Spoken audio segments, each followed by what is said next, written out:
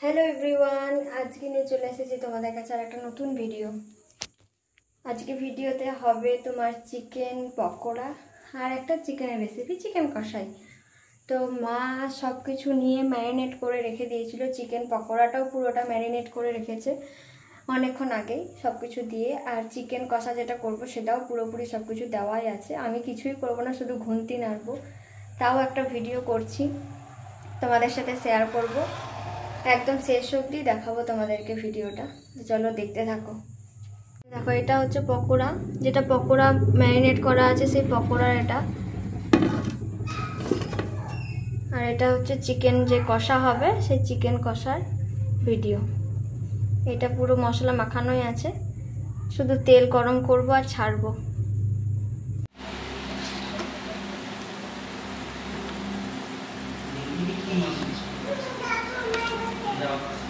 আস্তে আস্তে এসো মা। এই যে ছাড়ছি মা। হ্যাঁ মা, পকোড়া ছাড়ছি, তুমি খাবে না? হ্যাঁ।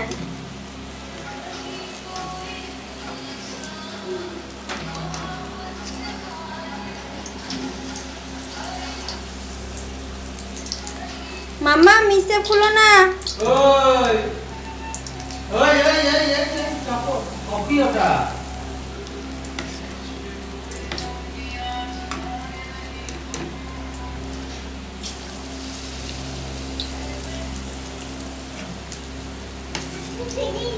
হ্যাঁ, কোথায় ফেলালি? দুধের মধ্যে? বাবা, জানতাম। কি ফেলিছে? প্যাকেট এরকম অল্প আছে, একটু একটু করে ভেজে নিয়েছি। এখন অনেকটা বাকি আছে। হ্যাঁ মামা, তুমি কার সাথে শুনি গেলা? দেখো, আর একবার দিয়ে দিয়েছি ভাজার জন্য। আর এদিকে কটা ভাজা হয়ে গেছে, চলো খেয়ে দেখি। এখনো অনেক কিন্তু বাকি আছে। দেখো,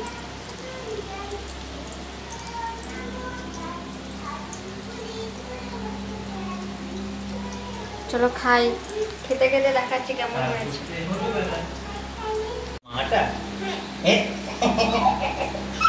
নে মামাম, নে মামাকে দাও, মামাকে দাও। সব পকোড়া ভেজে খাওয়া কমপ্লিট। এরপরে মাংসটা বসিয়ে দেবো। দেখো, তেল গরম করতে দিয়ে দিয়েছি।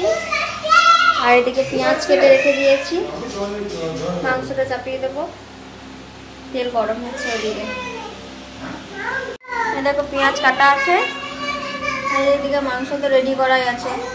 এদিকে তেল গরম হচ্ছে। তেলটা অলরেডি গরম হয়ে গেছে। পেঁয়াজগুলো দিয়ে দিলাম।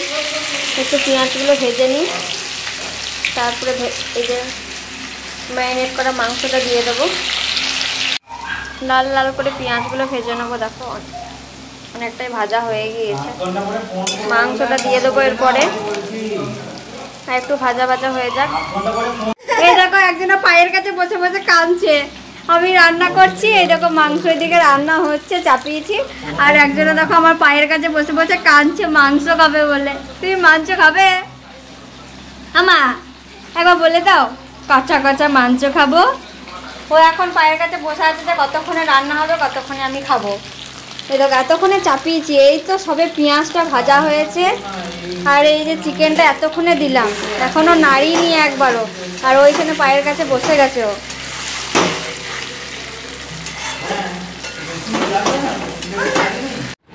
রান্না পুরো কমপ্লিট হয়ে গেছে, খাওয়া দাওয়া হয়ে গেছে। দেখো, মুখের এখানে কি বেরিয়েছে, সেই জন্য ডাক্তার দেখিয়ে এসেছি। ওষুধ দিয়েছে, দুটো চোখের এদিকেই বেরিয়েছে। আর আমার স্কিনটা খুবই ড্রাই হয়ে যাচ্ছে। নিয়ে দেখিয়ে এসেছি, ডাক্তার তো ওষুধ দিয়েছে। তো আমাদের খাওয়া দাওয়া হয়ে গেছে। আর মাঝখানে ভিডিও করার কোনো সময় পাইনি, স্কোপ পাইনি। মেয়েটা বদমাশি করছিল খুব। তো চলো, আজকের মতন টাটা সবাইকে। সবাই ভালো থেকো, সুস্থ থেকো, সাবধানে থেকো। টাটা।